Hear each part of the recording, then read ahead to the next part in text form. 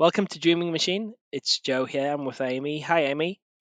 Hey Joe. Hey everyone.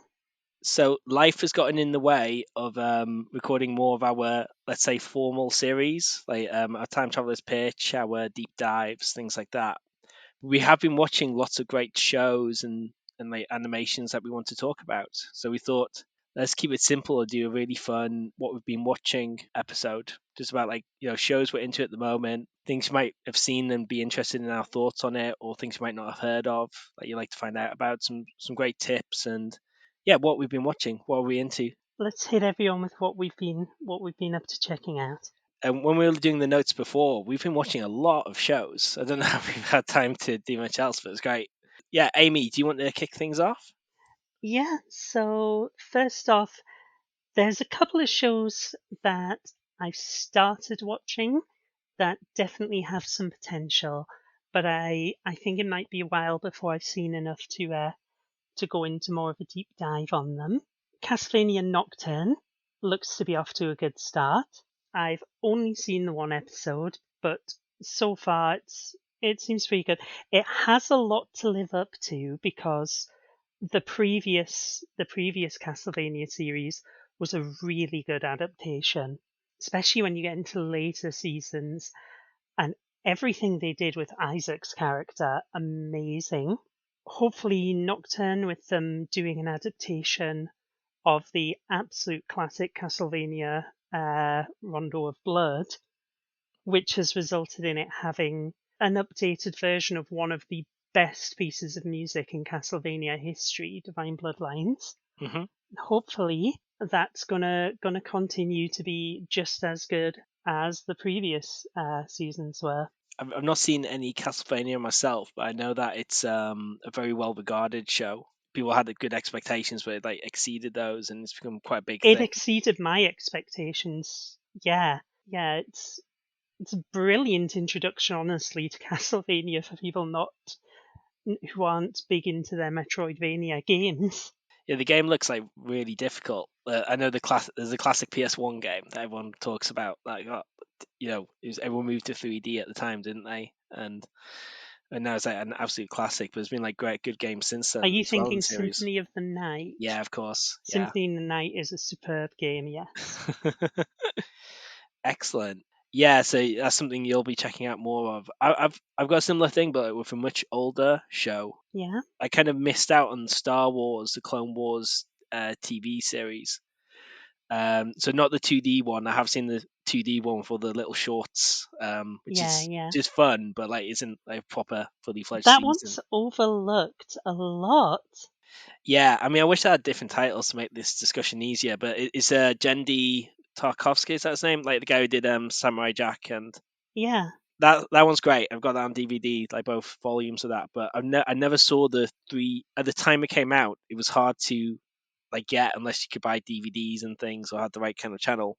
there was no like Disney Plus back then. Yeah, like I mean, it wasn't even Disney back then. as much as like you can criticize the monolithic like streamers or whatever, it did make it easier to watch this kind of stuff. Yeah, And the movie was a bit iffy, but I heard decent things about the TV series. Anyway, now we can watch it on Disney Plus. And the first season wasn't great, I didn't think, and I skipped over bits. But the season two is like I've watched the first few episodes of season two. It's so much better, I think, and so good. I'm starting to see why everyone's raves about it as this overlooked, like, awesome bit of Star Wars. So I need to get, but I can't really talk about as just another one I will be checking out more of because I've only had a chance to see a few shows. also basically required viewing to understand any of what's going on in all the Star Wars live action shows right now. Yeah, and I was kind of like I was a bit burned like off Star. I was a bit like burned out through Star Wars. Like I wasn't a big fan of Episode 9. Like there's too many goddamn shows and things to watch. Like so, I enjoy The Mandalorian. I don't know. I'm gonna. That's something I dropped off of, to be honest. I just felt there's too much content. I'm starting to slowly get back into it because I'm recognizing that there's good quality in there, even if there's maybe too much of it. A lot of later Mandalorian as well, you will understand why it has more appeal to people who have seen the Clone Wars. Right? Yeah. I've heard Ahsoka like ties into that. I've not seen that either, Oh, but I've heard that Ahsoka ties into it. ties into that, but also into Rebels quite a bit. And I will say they have pretty much nailed Grand Admiral Thrawn. The ending of season 1 of Ahsoka is the only way that could have ended, and I was so here for it. And mm, Thrawn's last line at the end of it just perfection. Ah, brilliant! Yeah, yeah. He's a major character, isn't he, in the expanded universe? So Yeah. that's got something. That's something I'll be checking out more if I like quietly convince my kids to watch more of it with me, and I'll get into it more. So, other stuff I've been checking out, I did start watching an interesting little anime, Frieren. It's an interesting case because it's me actually watching something like fairly new as it's coming out anime wise, which yeah, that's something I do a bit less with the anime. So the setup is you have sort of standard sort of fantasy story where a group of adventurers go out on a 10-year quest to save the world from the big bad evil warlord, 10 years, wow. and they succeed, and they all come back home. You've got like the elf, the dwarf, the humans. They come back home.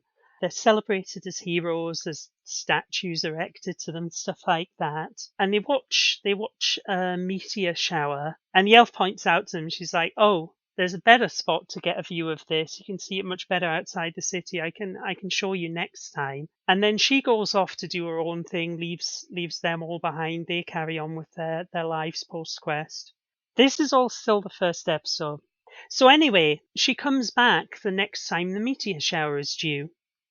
The meteor shower happens once every 50 years. Yeah. So she gets back, and obviously, like, to her, it's barely been any time at all because Yeah, she's yeah. an elf. But she realizes, like, the connections all of her companions made while they were on the quest together that she didn't really feel. She's now starting to understand, like, how important that the time that shorter lived people have is to them.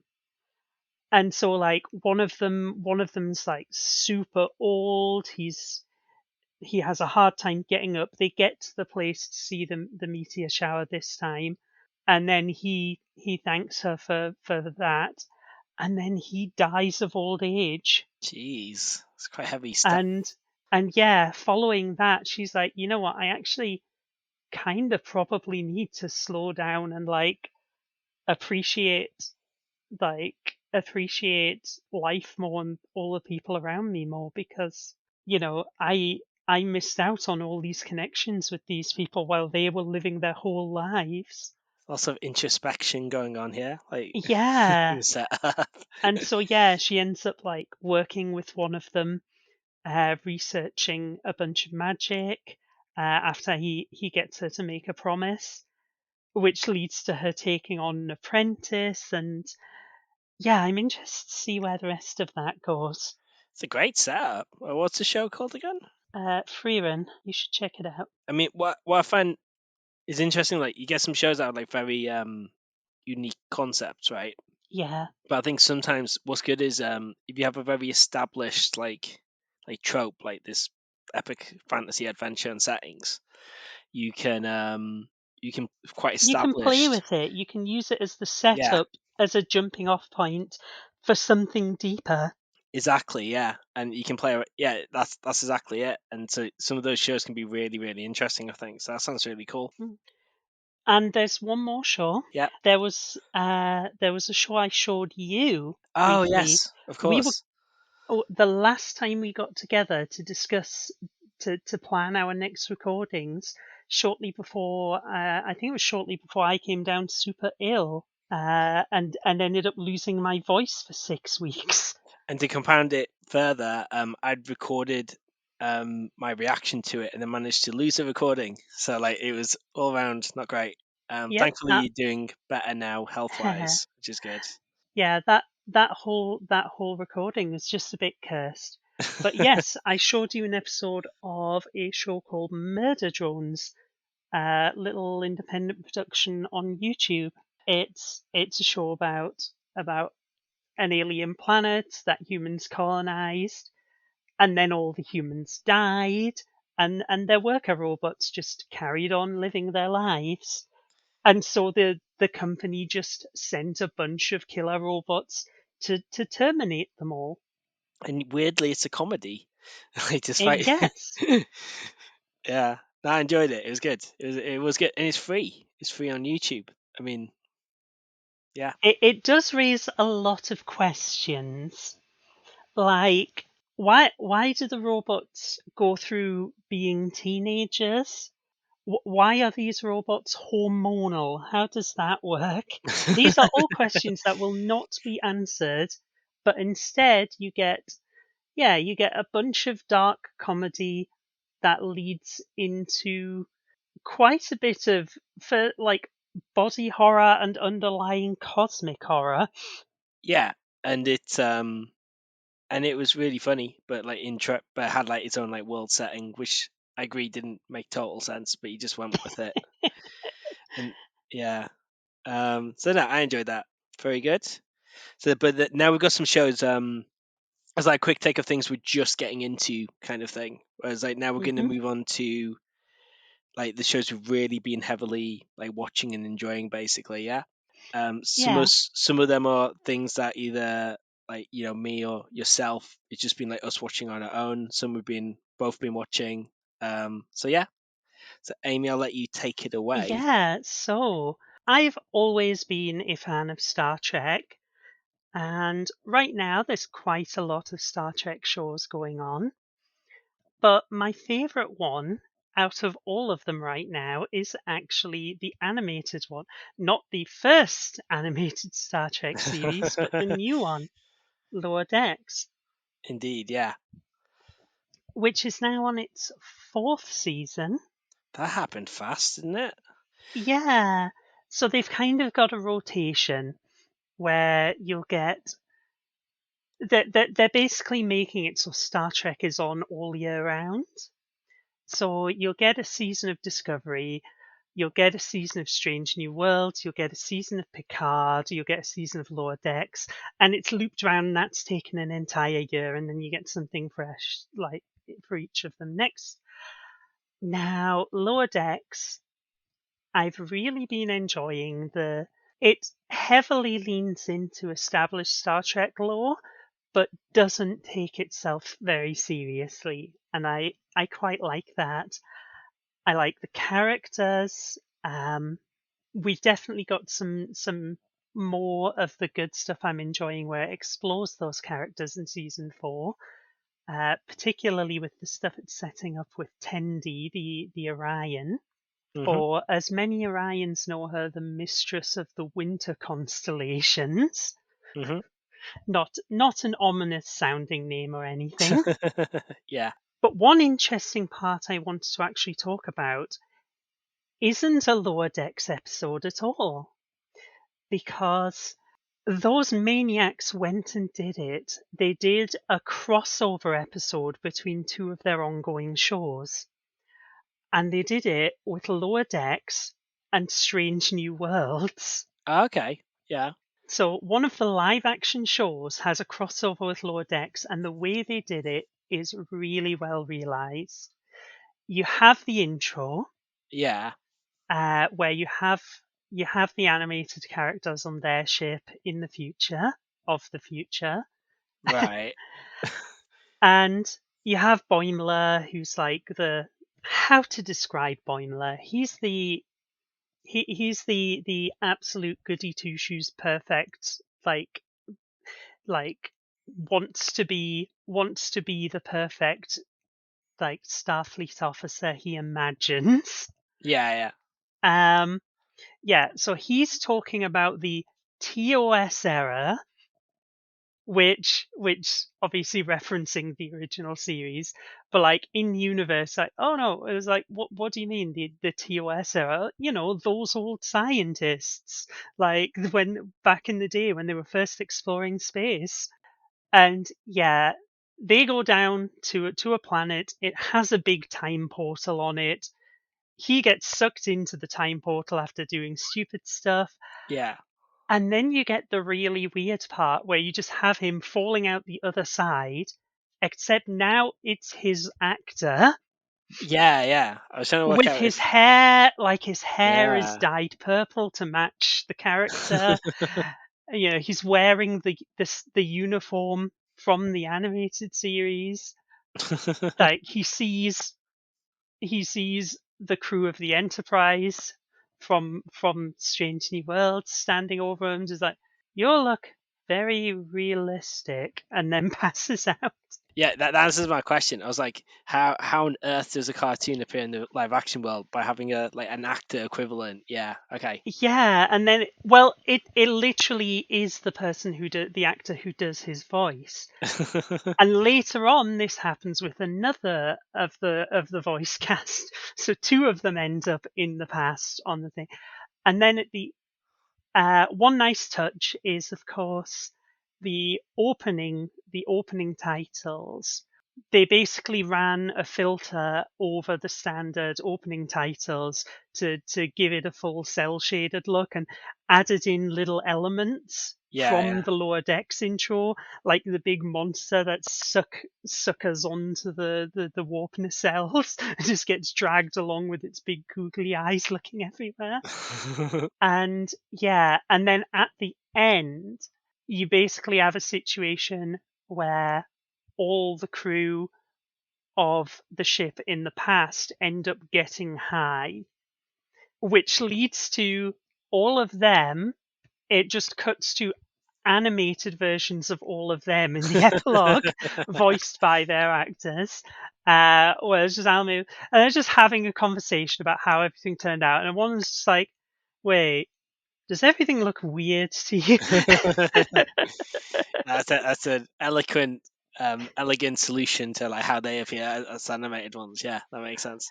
Yeah, a bunch of people talk about the musical episode of that season of Strange New Worlds, and I think that's highly overrated. The Lower Decks crossover is where it's at.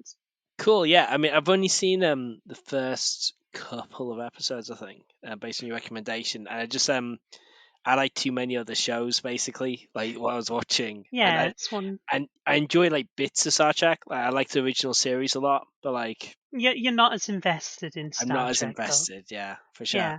I mean, it is accessible. I like how when they reference something, they tend to try and make it something that it's just obvious from the name, like what it is. They don't go and explain it, but they don't need to explain it. Like, it's like, oh, your date is actually a salt vampire. People can guess what a salt vampire is.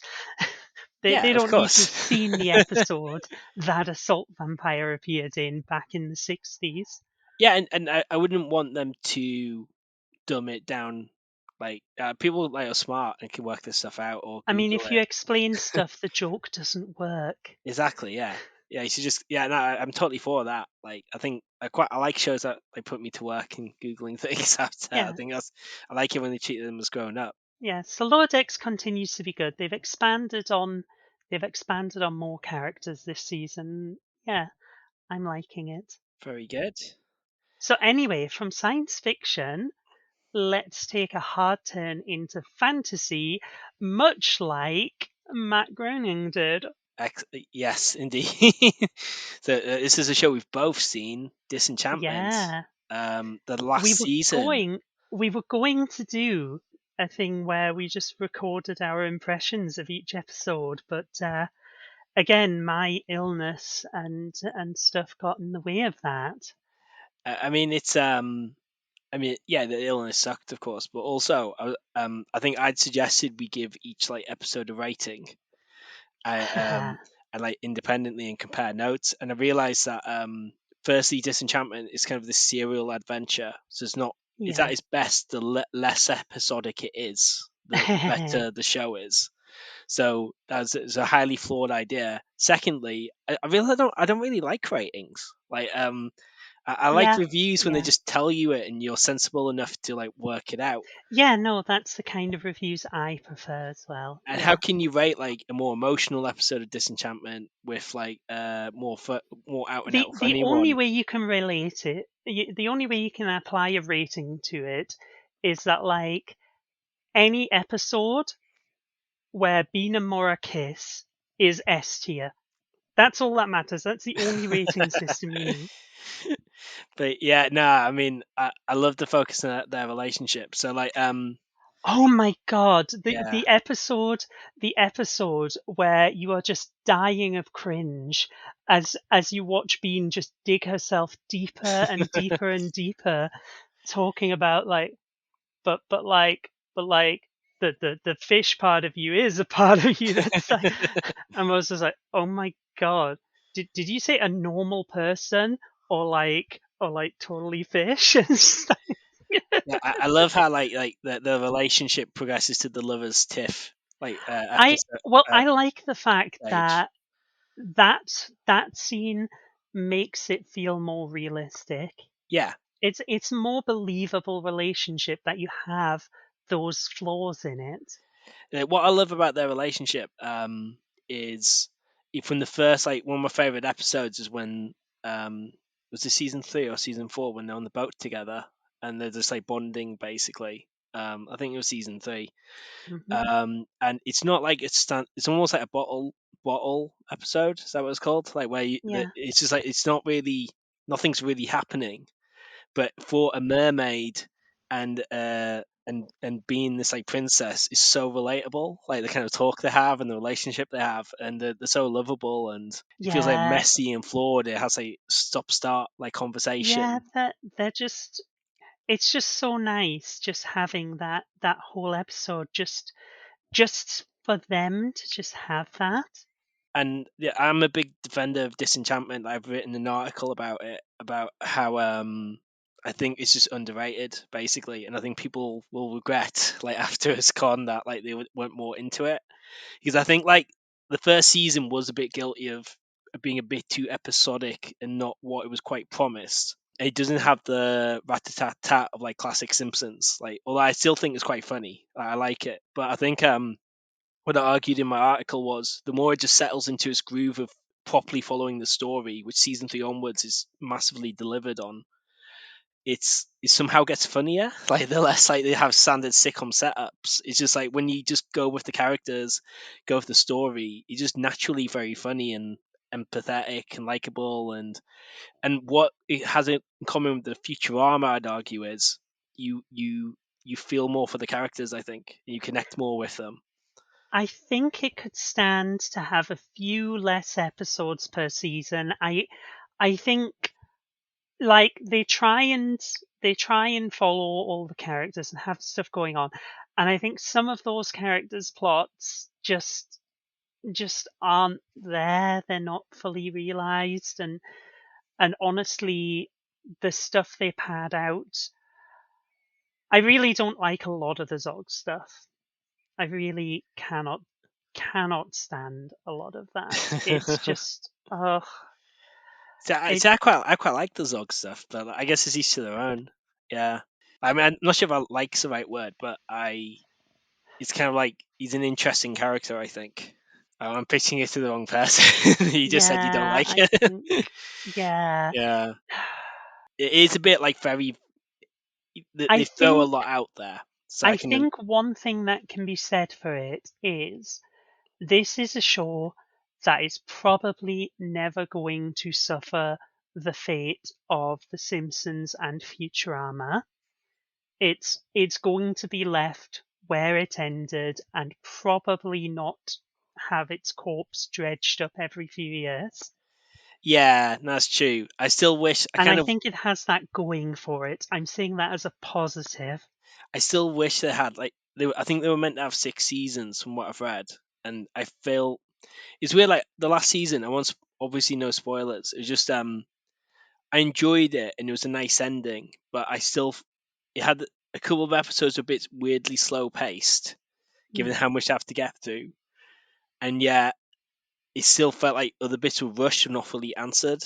And so I do feel it would have been nice to add like a final movie or something to wrap it up, something a bit more epic. Then you get to kind of tell bits of Yeah. it were cut short and I didn't don't quite think it answer suffers everything. from that on the same level.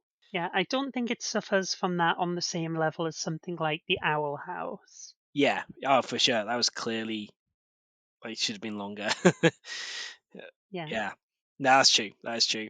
Well, so continuing in the more fantastical vein, Uh-huh. this is a show I've been watching, Vox Machina, which I think I spoke about ages ago, and then life got in the way, and then I just picked it up again. I was like, I kind of want to watch a fantasy based but adult in quotes like animated show, and there's this show that I've completely forgotten about and dropped off after a few episodes.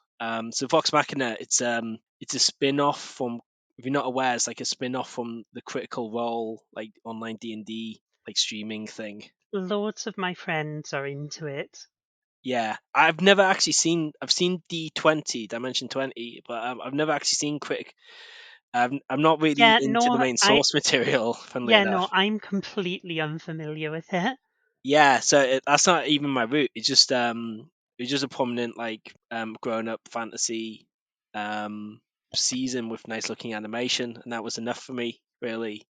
I guess like growing up, I was more into like sci-fi, really, and not too much fantasy. But then as I'm older, I've weirdly gotten quite heavily into fantasy and like an epic feeling of something like a big quest and like kind of I've always been the really settings into more. both.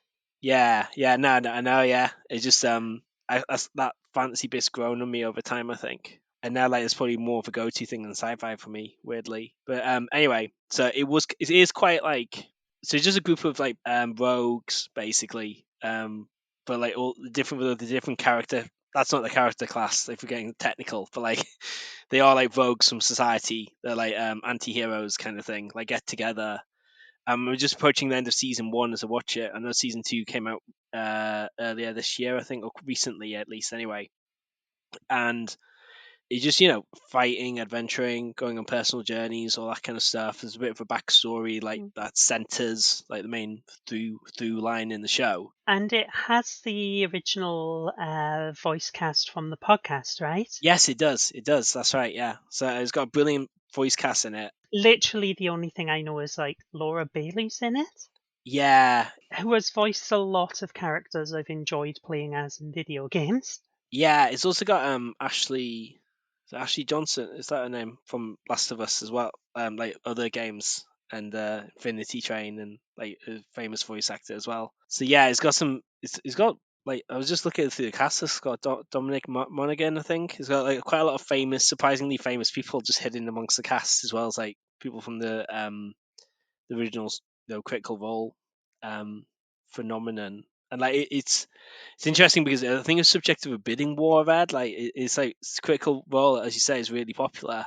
But yeah, so the show is quite it's very sweary and rude, and which I'm not normally into, like with the exception of Harley Quinn. But it's just like so, so I was worried it'd be a bit too like scatological and slapstick when I started it. But it is like but it's just fun. It's just quite interesting. It's fun but quite dark at the same time. And once you get used to its tone, although the character just randomly breaks into like 70s, 80s like soft rock power chord driven like songs to like get through problems, is very entertaining. But yeah, once you get into his vibe and just go with it, it's a lot of fun. So I'm enjoying that. Okay, cool. So anyway, from one interesting reprisal of roles by the people who played them before to another. So I've been watching Scott Pilgrim Takes Off. Yes, And when I yes. say I've been watching, I basically binged the entirety of it.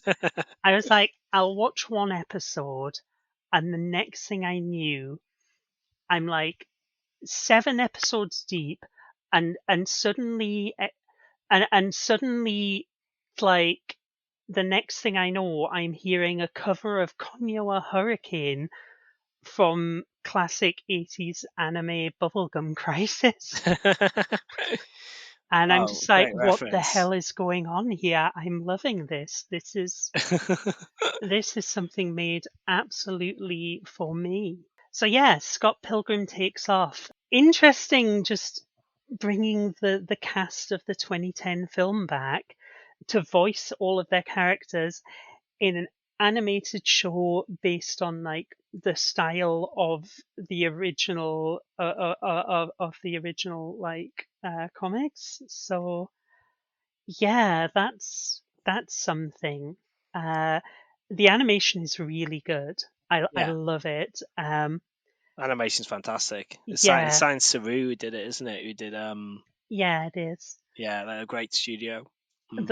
The voice acting is is yeah, top notch. Yeah, I was not expecting this to be one of my favorite shows of the whole year, but it just came out of left field, and it starts out with the same setup, recreating some of the scenes from like the original setup of it, Mm. and then very quickly, like within the first episode, veers off into its own story that honestly, I enjoy more than the original Scott Pilgrim story. It's it's really really good. Has some neat little, if very predictable, twists. But yeah, I love how it does the thing. For example, every episode opens after the first one opens with the same scene of Ramona doing her hair in the morning, Okay. and there's just a palette swap on the colors. Yeah, yeah, she changes her hair It's a lot. Yeah. yeah, it's good because yeah, every episode she has the hair she does at the start of that episode. No, I love that. Like, I love how that's like a framing like thing for the episode. Yeah, Yeah, that's cool. I also have to say I was very here for the fan service in one of the first episodes. I I am sad. I am sad that I did not get the confirmed Kim Roxy ship, but the fan Yeah, service was welcome. yeah. I love how open you are about this. Here for the fan service. Oh, absolutely. Yeah, because I mean, my background to Scott Pilgrim, like, I'm gonna sound really annoying, be one of those annoying people who says this, but I was into it when it originally came out, even before the movie. Yeah, Yeah, yeah. like, Oh, you're Scott Pilgrim hipster. but it's my parents like very kindly got me like a You were into Scott Pilgrim before it wasn't cool. yeah, yeah. For like any kind of backlash. Like I think my parents very kindly got me it was like best comics like, of it was an anthology of comics, and they had a Scott Pilgrim section which I loved, and ended up just getting all the original comic series when it came out. Um, Yeah, so I'm and I enjoyed the movie. The movie is great. I felt like some of the humor yeah. didn't quite translate as well as it did in the comic, even though I Mm, still mm. like the movie and it should have done better than it did commercially. What I do love, like how like they did that table read on YouTube a couple of years ago, like how all the cast, no matter how Okay. big they got afterwards, seem to like have really enjoyed working on the movie and always come back to it, which I think is quite really sweet. Well, I can see in that case why it was so easy to get them all back together for this. Like literally, like Chris Evans, like he comes back for the table read even though he's Captain America at that point, and his dog's in the background. He's just like, and Brendan, Ruth, and like everyone comes back for it. It's fantastic. That probably explains, like, why they put so much into this show then. Yeah, so but it's weird because I watched the first episode and I was nervous that they were just rehashing the original plot.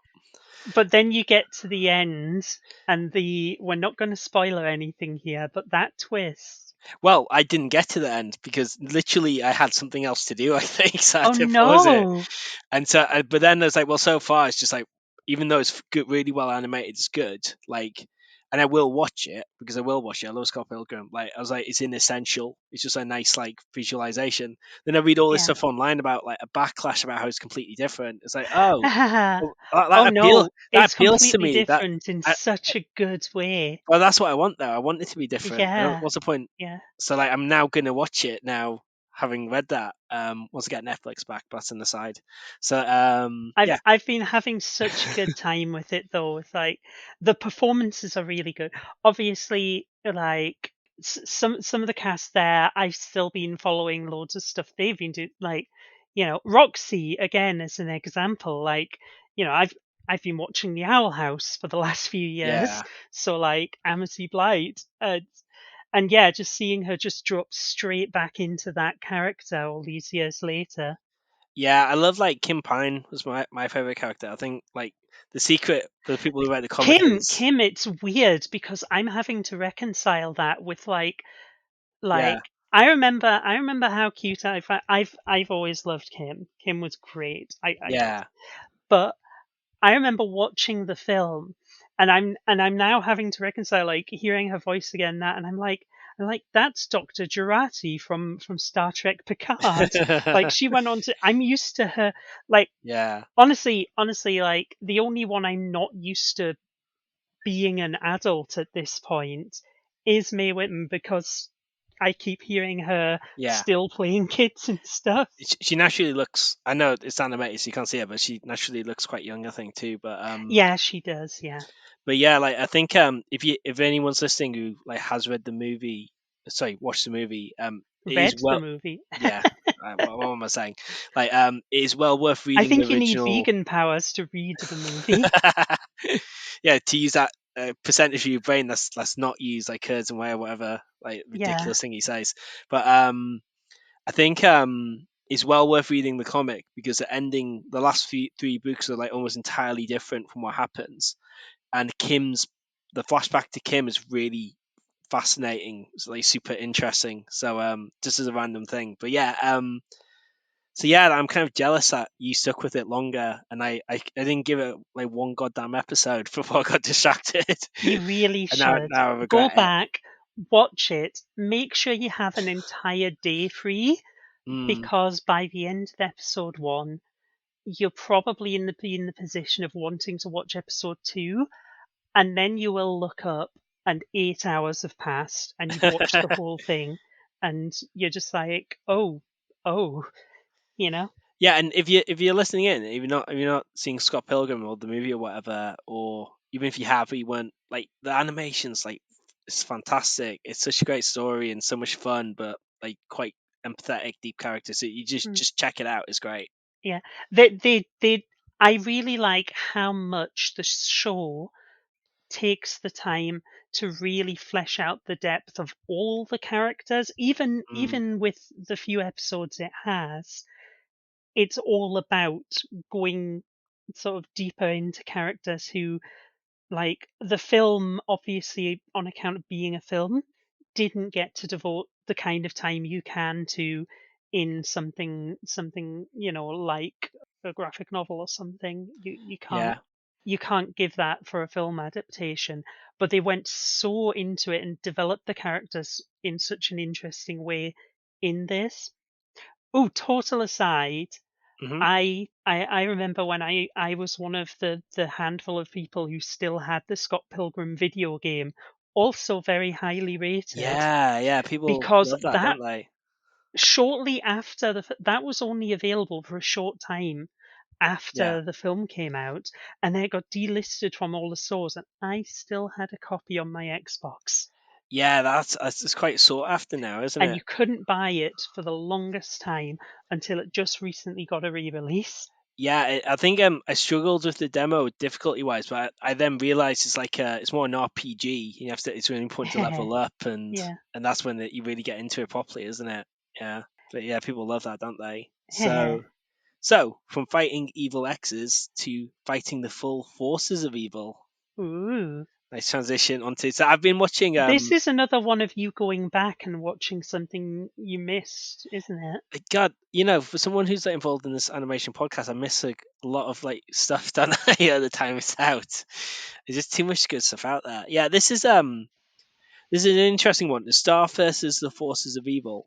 So, from lockdown, I was discovering stuff like Avatar: The Last Airbender, Owl House, which like grew on me like osmosis to becoming one of my favorite ever shows, and That's because it's one of the best ever shows. yeah, and so all these like quote unquote like kid shows. Well, they are kid shows, but like ones that are like made with love and care and like depth and thought to it, and it's just like very enjoyable to watch as opposed to grown up I am. But so Star versus the Forces of Evil, I saw bits of the first season, and it just didn't seem at that level of like those really top tier shows. And I think it's one of those shows like where it's. I'll group this in with like Clone Wars that I mentioned earlier, where I don't think the first season's is best representation, and we moved on to season 2 and 3, and it's significantly better. Basically, I was watching it with my Hmm. kids who are enjoying it. It's kind of each episode is like two stories in one, but some of them link to this overall plot, and it's just about Star and So kind of like something like Adventure Time, maybe in that regard. Then. yeah, definitely. And it's about this it's about jumping between like parallel worlds, and there's a bad guy who's this who's very like Adventure Time, a very empathetic bad guy who goes on their own journey and completely changes over the course of the show. Oh, we'll get into him later. Yeah, but it's like, oh yeah, indeed, yes. It's a little reference to another show coming up we'll chat about, but it just it's still very silly and fun, but it just has these moments like when the two main characters like have like there's this unrequited crush going on, and there's a relationship with Star's like parents, so she can use like a magical like wand and devices to jump between worlds, like these magic scissors like between different places, and it's just like a fun frenetic fantasy show, um, with lots of with a talking unicorn head who's got a lot of attitude, and it's just Mm, it's crazy. But it'll just jump to like a completely unrelated like set of side characters who are like the henchman or villain or okay. somewhere else, Okay, I or like when that concept when a yeah show does that. Normally it's just for like a one-off episode. I like when shows do that a bit more. yeah. So it's just like it's creative and more interesting once it settles into its groove a bit.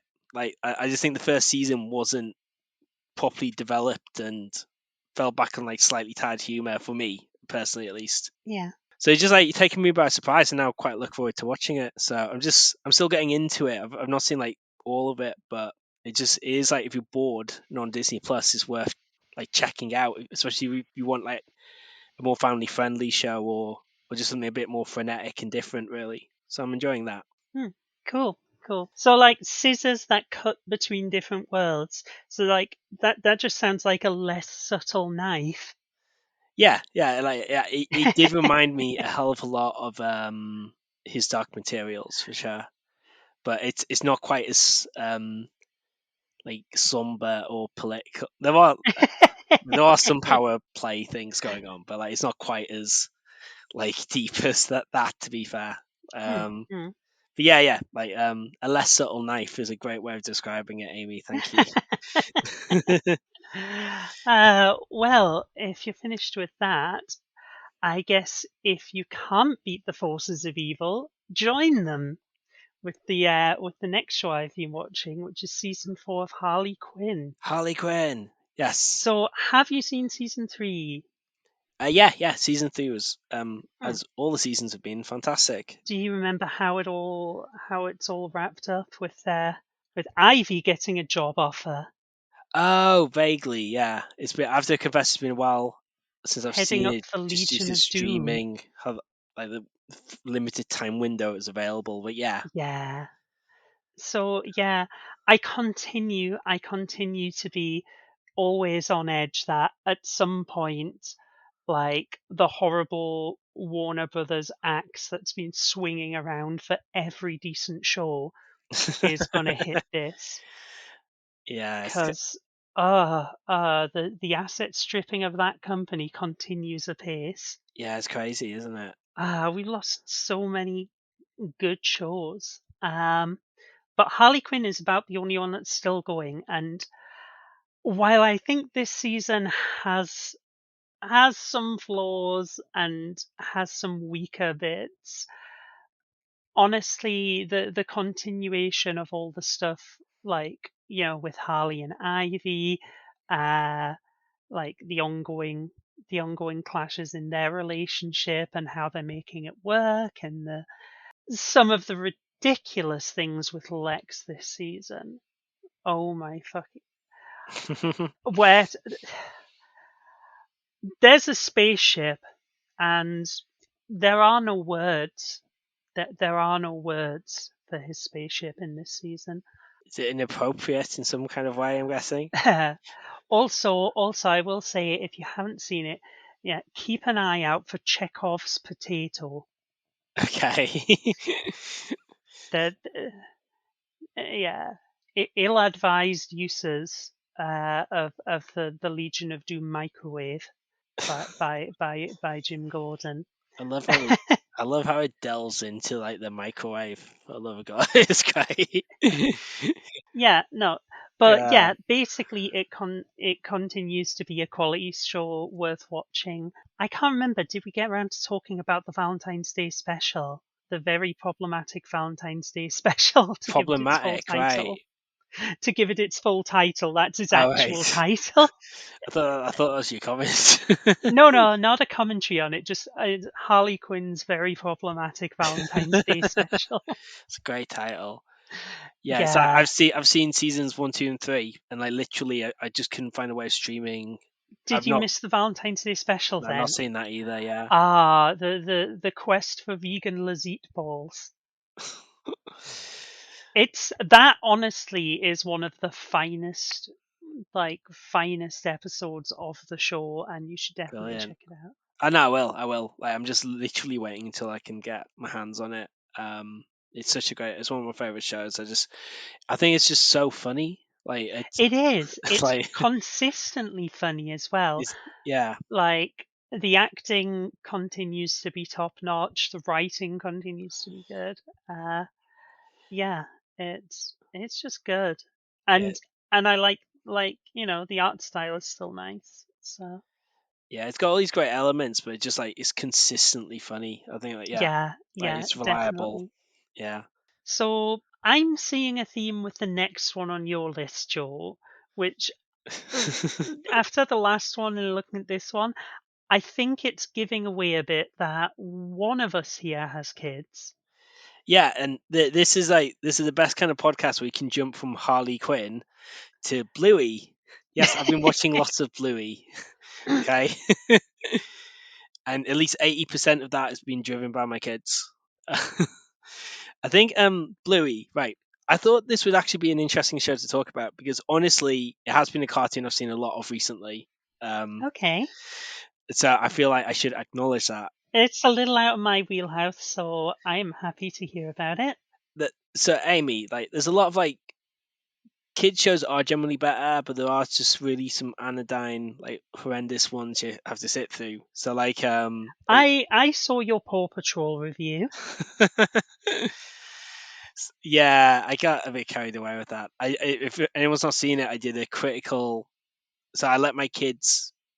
I do a movie morning thing with my kids, and I foolishly let them pick, and they picked the Paw Patrol 2001 Paw Patrol movie. I say that because there's another very similarly titled Paw Patrol movie from a couple of years later, and it was weirdly not terrible. It was actually okay.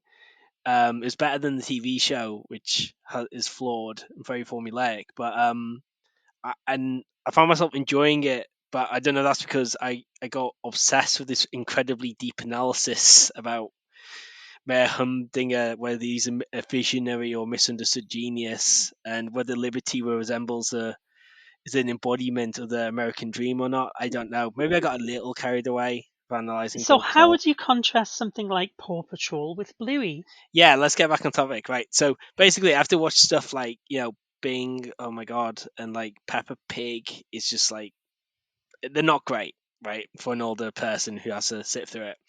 Bluey is good for someone who has to sit through it, and there's actually, and I don't know why, like I think it was in the Guardian that had like an article about the making of Bluey, like because a lot of like parents end up watching it, and I think they took Peppa Pig and said we want to make our own version of that, but with a dad who's not terrible and who is actually a modern dad who does stuff and for the kids. And was so Bluey's is fun show for the kids, and like all my different ages all enjoy it, but also it's relatable is the number one word. It feels like what being a modern parent Bluey's one of the best representations of that. Basically, you Okay. have them having little arguments. You have them messing up. You have them like getting trapped in their own like things with kids where they're not quite explaining it properly, and then it gets turned back on them. You have them trying to deal with a situation utterly failing. It's just one of the most relatable modern day parenting things I've seen.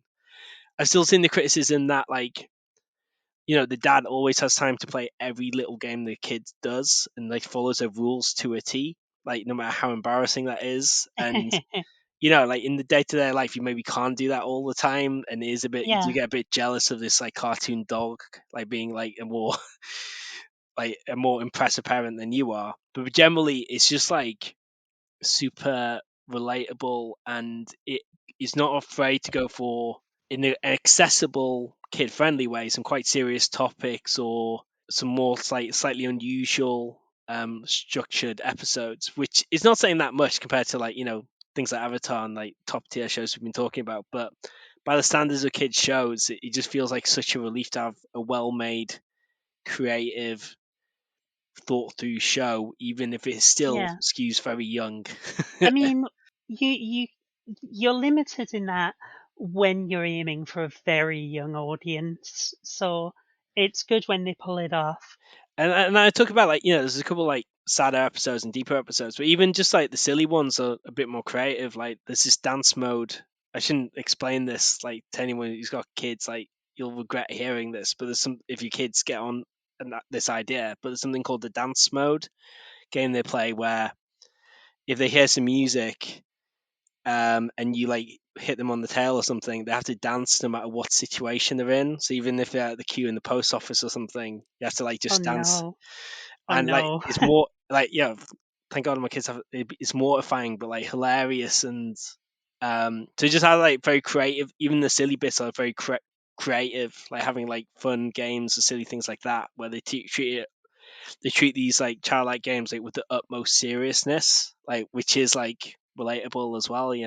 I'm just seeing the potential for experiences like that time I got on a train that was timed just after, I believe it was like the Frozen stage show thing had just come out, Yeah. just down the road from the station. And so I get on a train and there's just a million kids and they're all singing. They're all in their little princess outfits and they're all singing. Wow. And the looks on some of the parents' faces, you can tell because they're like, they know they're going to be listening to this for like basically until they get them off to bed tonight. Yeah, like when they get obsessed with a certain song, like you have to play it like 5 times on the way home and repeat. It is just like it just thinks, yeah, that is relatable, but It's at times like these I am glad I don't have kids. yeah, but yeah. In all honesty, I've been watching a lot of Bluey, sadly. Yeah, Well, in that case, I think it's time to hit the audience with a jarring shift of tone another from one. something very much for kids to something very much not for kids with Helluva Boss. Season 2 of that show has been getting well underway. We just had Mammon's magnificent mid-season special. And yeah, season 2, it is continuing to deliver what this show about horny demons in hell um, Yeah. is best at, which is all the deep emotional stuff and like relationships between all the people in it. We might have found possibly a more wholesome relationship than Moxie and Millie's relationship this season, as well as possibly one of the most toxic relationships in the show. The latest episode had one of the absolute best songs, all about. Well, I mean, the song is just "fuck you." It's the song. It's really good. And the show just keeps getting better. It has Yeah. so many episodes deeply dealing with characters like feelings, either about their life or about one another. Characters resolving a bunch of the trauma that they have, Yeah, like it, either through their from their past or ongoing in their present. Relationships, like dealing with going somewhere with all the like sort of characters reconciling who've had really bad relationships for a long time, and yeah, it's hell of a boss for a show that started as basically a filler spin-off project to the show that actually got picked up by an actual station. yeah, A show that actually Hazbin Hotel we will be getting next year. But for a show that started off, like I say, as a spin-off project for them to do sort of in the meantime while all the stuff to do with that was in the works, it has really grown into something so deep, with characters you care about, with some fantastic animation, yeah. great fight scenes, great songs. Yeah, it just keeps on delivering, Hell of a Boss. Have you watched much beyond season one, or? No, I watched more of season. I watched more episodes after we did our podcast thing, but I Yeah, haven't gotten to like season two. I yeah, mean, sorry. But having said that, I recognize a lot of what you're talking about from what I did see of the show. In that, it's got yeah. that anarchic energy and like very sweary, like crazy, like content to it. But it's the characters are, and I've seen other shows that do that where they try to go for emotional beats or character stuff, and for me it falls really flat because like it just tonally doesn't work and you're not Yeah. really invested. With this show, for some reason, you are invested and it does Oh, work. you care about Yeah, all of these characters and about their relationships. because I think maybe part of it is it doesn't feel like it's to the side. It feels like central, even though when they're doing all these crazy humor and violence and off the wall stuff, it like the characters are still central to that and driving that forward. Yeah, I think that's that's still one what's thing, centered in it. and it Yeah. doesn't, and it keeps that like interest in the characters throughout, no matter what happens. Even when they're like fighting against cherubs, like which is bizarre. Like I remember that action scene really well, but but also like the songs kick ass. The songs are great. Like Oh, the songs. Yeah, there more are so shows many good songs. most shows should just routinely have songs in them. I think as an aside, but yeah. So yeah, I will check out season two. It actually like we mentioned Murder Jones before. Like it put me. I'm not watching Murder Jones because I want to get through Hell of a Boss first because there's That another makes sense. No, free that's fair. YouTube thing. Hell of a Yeah, Boss is, I mean, I'd say Hell of a Boss is without a doubt the better show. Um, it's just such a good show. yeah, It's amazing. It's consistently really great quality. yeah. No, no, it's a great show, and it's what we said this at the time, didn't we? In the like a primer episode, it's free. Like you can just Yeah, watch you it. should all, It's if almost you like haven't been watching it, you should, what are you doing? Get over there and watch it now. so we should move from a hell for everyone to hells of a more personal nature. The show that came completely out of left field and just blindsided everyone. I did not expect this. Fiona and Cake. Yeah, so just to set the context for anyone who's not heard of that show, so it's a spin-off from Adventure Time. Well, originally it started as individual episodes of Adventure Time that were basically sort of non canon stuff set in the realm of the Ice King's fan fiction. Yeah, yeah, that's right. Yeah, But so I was worried when I saw that this was a thing, that it was very much going to be just, again, more of a cynical attempt to just milk the Adventure Time franchise a bit more, yeah, after we'd gotten, like, we'd got the closure that the characters all really needed for the most part, and like the bits that were unresolved, were very much just a case of like, yeah, sometimes the world sucks and some things won't get resolved with a happy ending. But yeah, Fiona and Cake surprised me in being more than I thought it was going to be. So it's I'm about 7 episodes in out of 10, so I've not quite finished the season, but I've seen most of it. And a couple of my kids are really, one of my kids is really enjoying it with me actually. Even Oh, though I was good. worried because it gets quite violent and dark at certain points, which so I wasn't sure they would be, but they're enjoying it. Okay, good. And neither of us have. I've seen quite a lot of Adventure Time, but not sequentially or consistently, basically. Have you seen the sort of arc towards the end of the show? No, I've not actually. Oh, so if you've not seen the finale, you won't realize how Simon and Betty's story was resolved.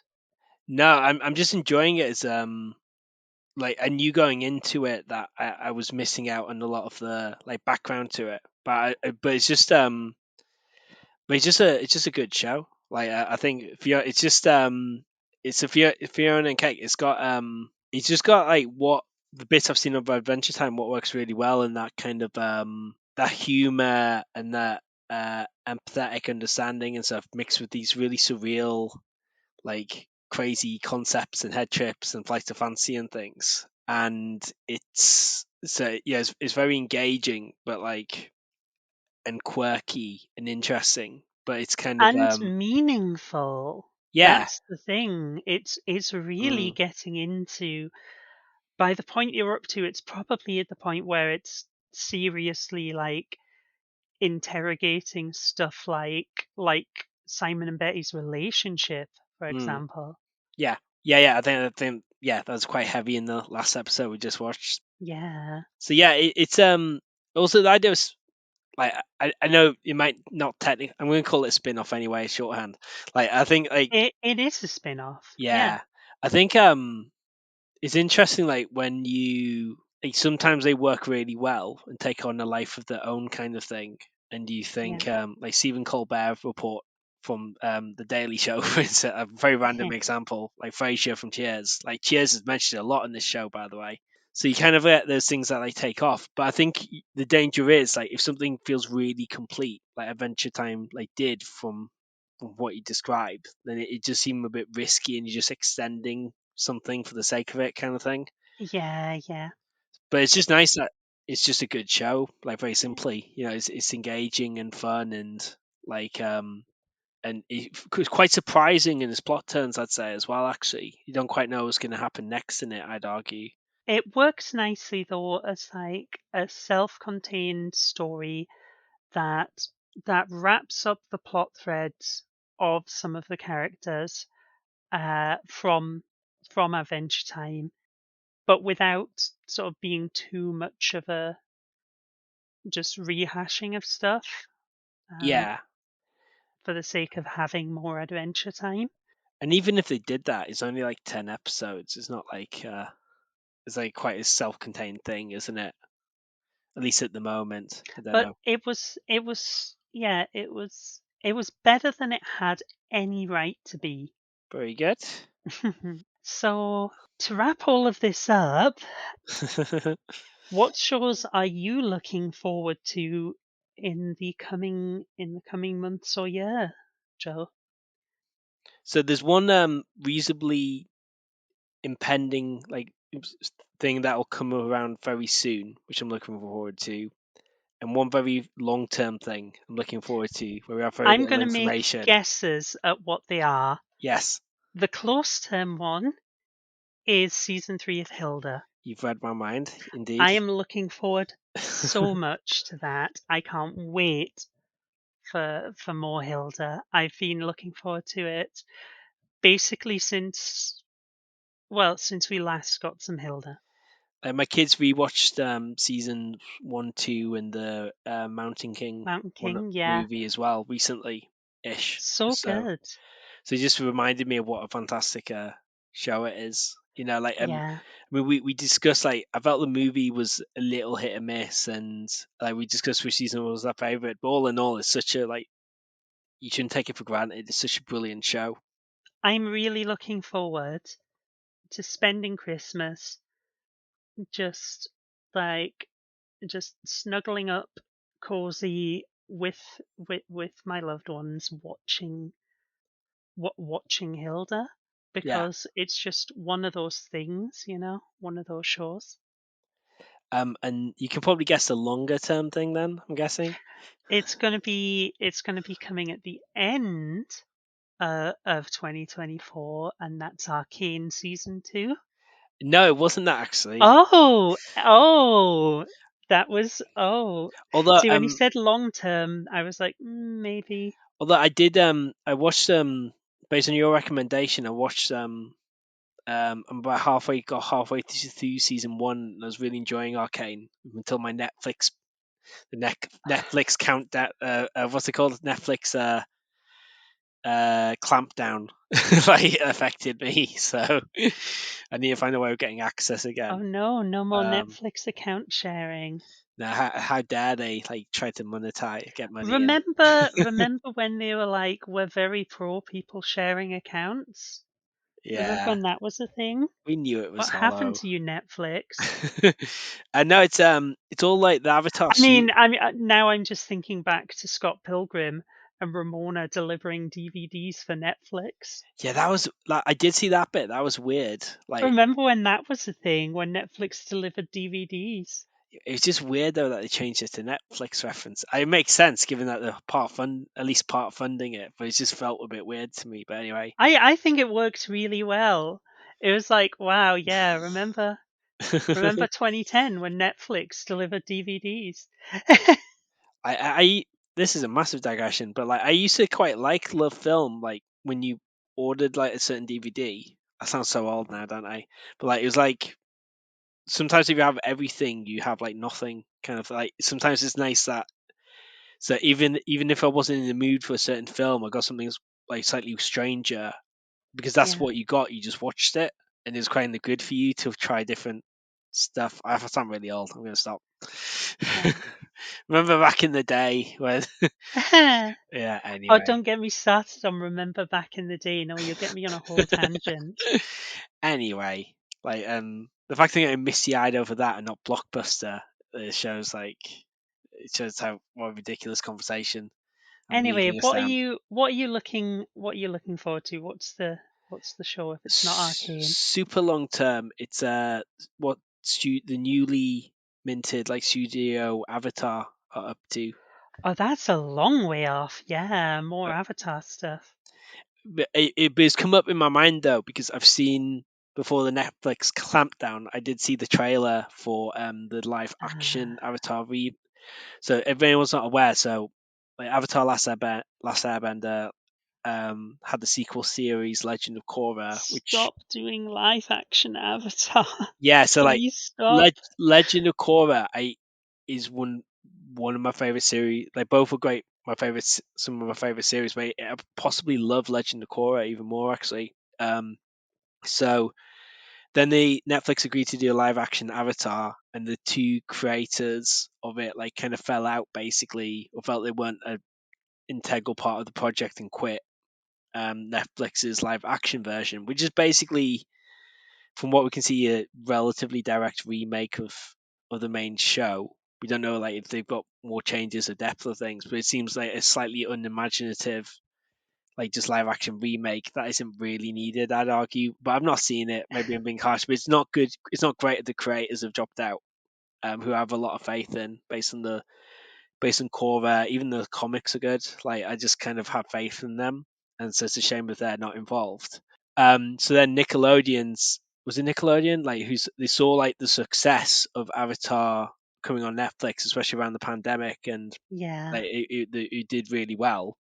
So they brought in the two creators to do a new studio Avatar, which will create new, far more interesting content rather than just a rehash of something that's already great as it is. Yeah, I am hopeful for how that turns out. We'll see how that ends up playing out.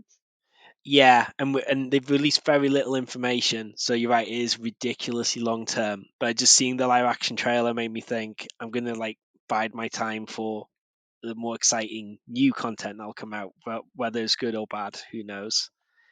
Yeah. Although having read a lot of the post Avatar comics, like if they just reuse some of those storylines, it would actually be a really good show.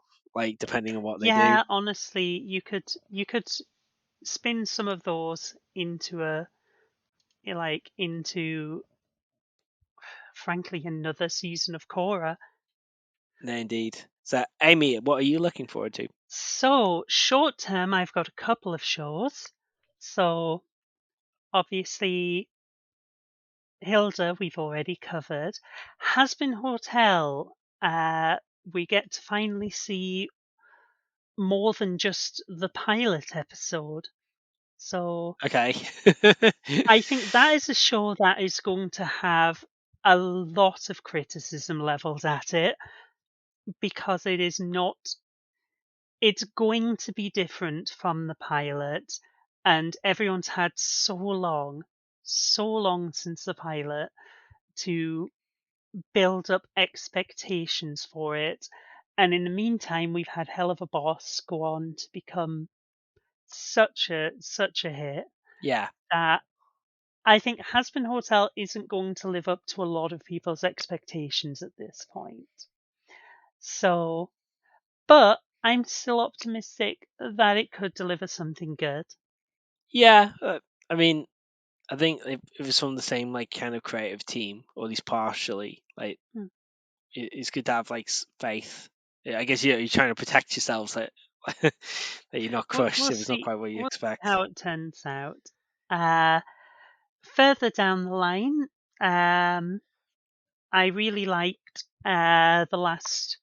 the recent Masters of the Universe series, and that's getting a follow up. Oh, Uh, cool. for, for spoilers for Scott Pilgrim.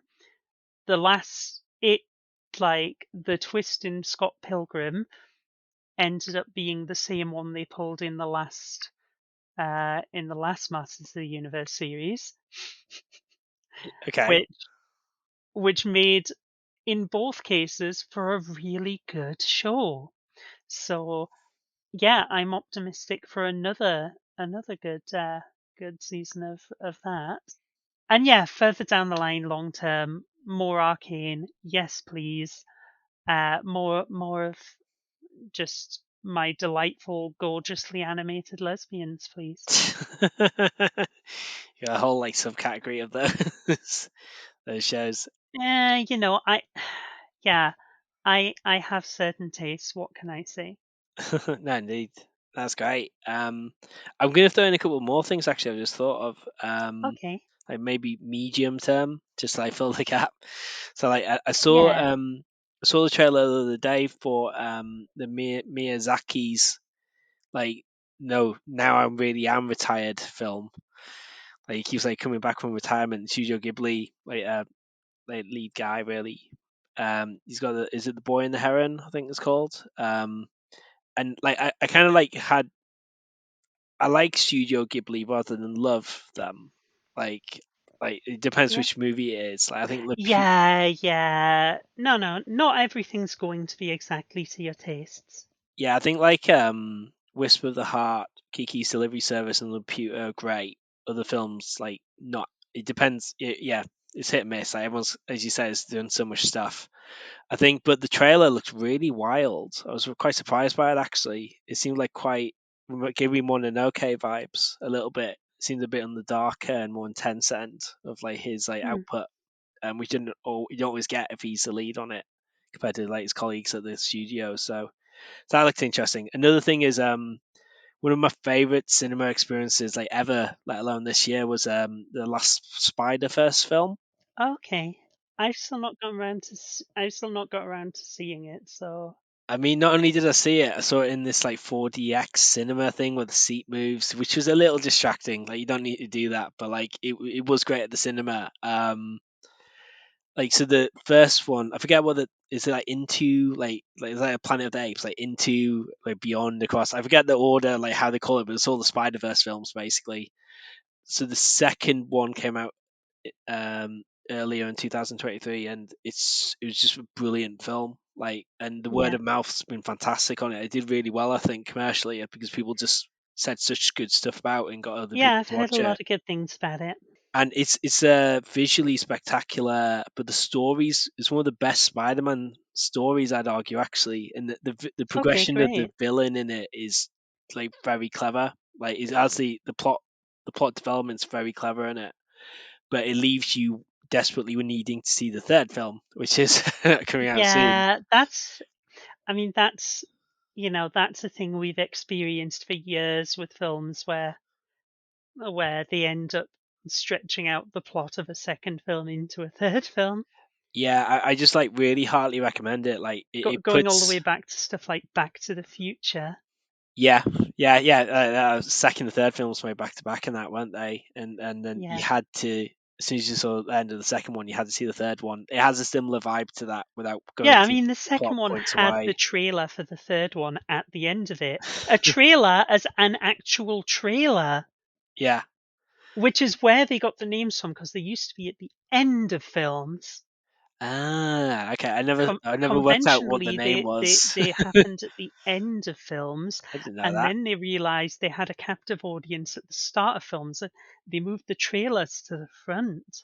Which makes sense because you're just waiting for the film then, aren't you? Rather than like desperate to leave at the end. But yeah. So that's cool. But yeah, Spider Verse films, I've become much less generous to like the overload of Marvel and DC films coming out. There's Is that just too many of them, and yeah, they're not all that great. The Spider Verse, the first film was very refreshing. So the Spider Verse films, I do mean to see the second and third one at some point. I might end up watching them back to back. yeah.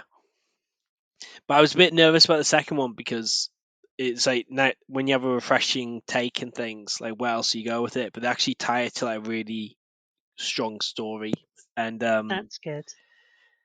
yeah, that's great. So yeah, the third one will be really good. Awesome. Mm. Well, it's been good catching up on all those things, and I hope we've given listeners a few ideas that they hadn't maybe thought about. It's just like so much good, like so many good cartoons. Like there's even more we could Yeah, have talked about. we're Like living so, in a good time for cartoons. it's fantastic. Well, thank you, Amy, so much. Thank you, and thank you everyone else for listening.